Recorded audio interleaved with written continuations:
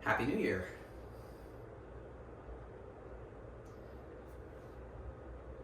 We in the West have, particularly in America, have like a tradition, I guess, of choosing New Year's resolutions. And I thought today I would talk about Zen and the art of New Year's resolutions. There isn't a tradition of New Year's resolutions in Zen per se, but the path of a Zen student is the path of living by vow. And every day when we practice together, we start with the Gatha of Atonement, where we acknowledge our mistakes, our stumbles along the path. And we end with saying together, restating and reclaiming our Four Bodhisattva Vows, our aspirations.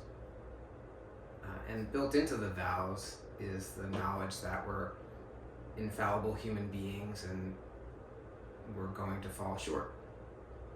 So there's a reciprocal relationship between atonement and vow. We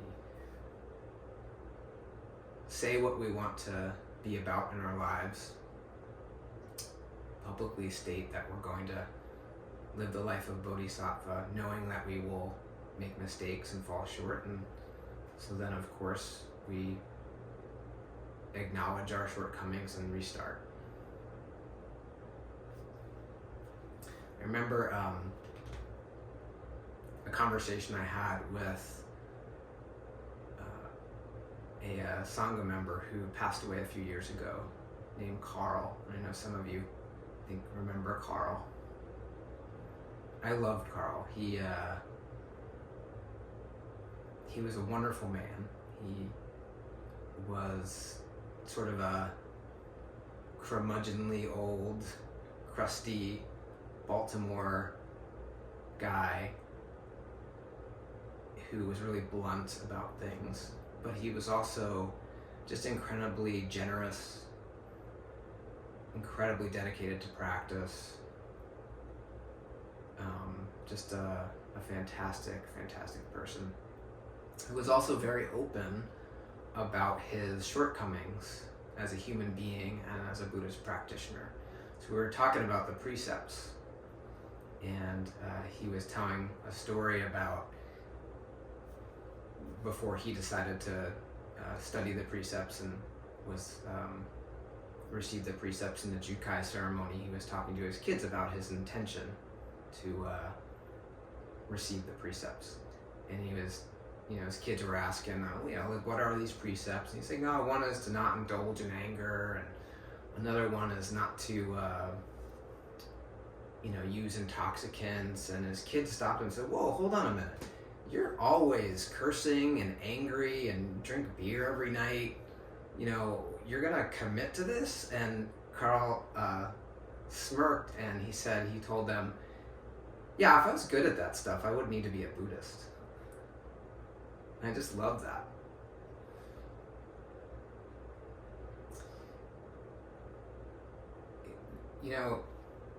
It's hard to be a human being, and it's hard to live a life of principle. And I think sometimes it's easier just to avoid choosing or making a commitment to try to live according to principles, because we all know that anything can happen and we're going to fall short.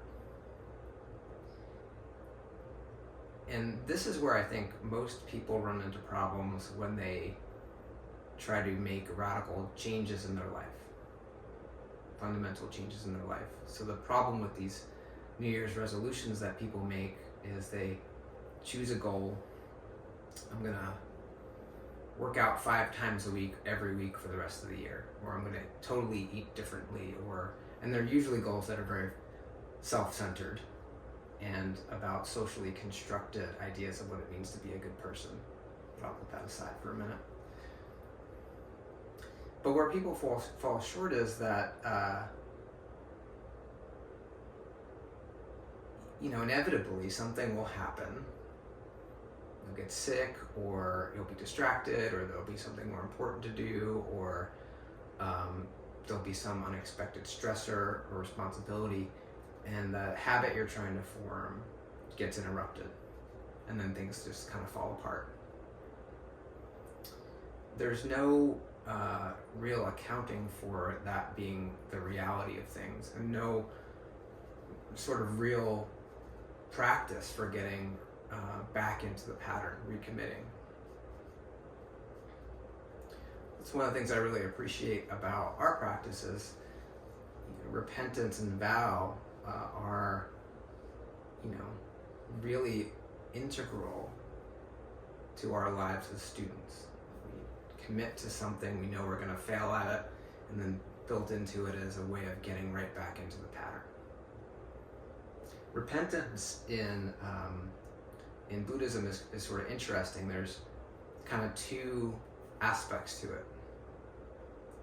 And the two aspects to repentance are relative repentance and absolute repentance. So relative meaning, we might acknowledge that we took an action that caused ourselves or another person suffering. Like, I screamed at my dog because he was annoying me or something. So it's relative in my life. Absolute repentance is the acknowledgement that our actions, even if they're intended to be helpful, and they seem to be helpful in the immediate moment, may actually have harmful effects down the line. So any action we take is creating karma, and that affects every being in the entire universe from now until the end of time. So we never really know, even if we think we're doing a good thing, if it actually is causing suffering or not. And we may never know. So part of repentance also, and atonement, is acknowledging that, like when we're not sitting in zazen, we're off the cushion and we're living in the world of delusion, and we need to make choices, and choices are about using the discriminating mind to decide this or that. And all of us have a limited perspective, and when we rely on our thinking to make choices, we're, choosing which delusion seems better. So we're going to make mistakes. So atonement is fundamentally acknowledging that no matter what we intend, our actions may have outcomes that cause suffering. So when we say the Gatha of Atonement, we say all evil karma ever committed by me. And that's referring to actions we know cause suffering, and actions that may have caused suffering that we don't even know about. The second line of the Gatha of Atonement, so it's all evil karma ever committed by me since of old, because of my beginningless greed, anger, and ignorance. Beginningless is an important word because it helps us to remember that there are things in our distant past, even before we were here, a human being, that affect what we do now. So just even thinking about human evolution, there are things that happened hundreds of thousands of years ago that impacted our genes and what we can do now. And even before that, that's causes and circumstances of the universe coming together, all kind of work together to create the circumstances for us to be here right now. We all have unique learning histories and past actions that subtly influence what we do. So we acknowledge that, all of these circumstances can manifest right here in the moment and affect what we do. Greed, anger, and ignorance are known as the three poisons in Zen. The qualities qualities. Hard to find the right word. Aspects of being a human being that give rise to behavior that leads to suffering. And the most important of those is ignorance. And the fundamental thing we're ignorant about is that there's a separation between us as individuals and everything else. It's that delusion of duality. And from there, that even if there's a hair's breadth sense of difference, that's where ego jumps in. And then we get deluded and think we are separate. And then the ego thinks it needs to defend itself. And that's where greed and anger come in. Ego wants to exist. It wants to endure. It doesn't want to die. So it compels us to gather as many resources as we can, greed, even if it means taking resources that other sentient beings need. And anger, we need to always be on the lookout and defend ourselves against threat. So the circumstances for ignorance, greed, and anger predate all of us. They were there from the beginning, so they're beginningless, and they'll be here long after we're gone. So because of our beginningless greed, anger, and ignorance, so all evil karma ever committed by me since of old, because of my beginningless greed, anger, and ignorance, born of my body, mouth, and thought. So what we've manifested through our actions. Body, what we do, what we say with our mouth, and the deliberate thoughts that we create, the plans we create to cause harm and suffering. Even if those actions, words, and thoughts are not intended to cause suffering. Now I atone for it all. Atonement is a really interesting word, and I like to sort of break it apart into at one. Now I am at one with it all. Now I acknowledge that, yep, I did that. Owning our behavior. Atonement is a bit of an art. It's something that is not an exact science. And that word art, you can use as an acronym to sort of remember the steps of atonement. The A in art is acknowledge. Acknowledge as soon as you become aware of it, when you have acted in a way that has caused yourself or someone else suffering. But acknowledge doesn't mean beat yourself up or judge yourself negatively. It just means to notice it and acknowledge it. Yep, I did that. Or nope, I didn't do that. And then instead of, punishing yourself, getting caught up in guilt, which doesn't do anybody any good,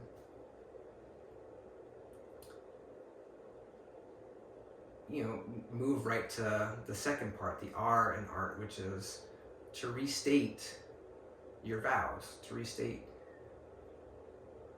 how and who you want to be, your values, if you want to think about it that way. Right in that moment, you can get right back to being on the path. That restating, reclaiming your vows is the most important part of living the life of a Zen student. I think it's the most important part of living the life of a human being who has principles and wants to live by those principles. Nishijima Roshi had a really interesting definition of religion. A lot of people are put off by that word. It has a lot of connotations attached to it. But his definition of religion is deliberately living in a way that is consistent with your principles. And so he argues that everybody has a religion and is practicing their religion whether they know it or not. So restating, reminding yourself what you want to be about. And then the T in art is take action right now. Don't wait another second. As soon as you've recommitted, do something right in that moment that manifests those values. So,